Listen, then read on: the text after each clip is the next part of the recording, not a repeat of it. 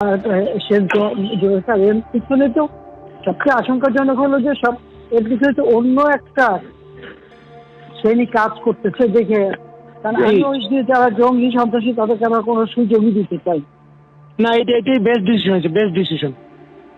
হয়তো আমি তো জানি, আমরা তো আন্দোলন সংগ্রাম করে পড়তে আসছি। আসসালামু আলাইকুম। হ্যাঁ, অবশ্যই। কি অবস্থা তোমাদের? আর ক্যাম্পাসের পরিস্থিতি মোটামুটি স্বাভাবিক হয়ে আসছে, ছেলেদের হল অধিকাংশই ফাঁকা হয়েছে, তবে এরপরও ভিতরে পুলিশের সার্চ করতে হবে।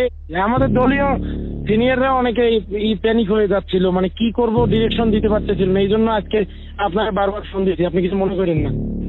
আমি কেন মনে করবো? আমি তো সেদিন সারা রাতই যাই, কালকেও তো দক্ষিণে উত্তরে বলে দিচ্ছি যে হ্যাঁ যা দরকার। আমি তো বলি স্যার, আমি আর আমাদের তারা ঘাবড়ায় যায়। আমাদের নেতাকর্মীরাও মাঠে ছিল, আপনার নির্দেশনা পাইয়েই সবাই নেমে গেছে।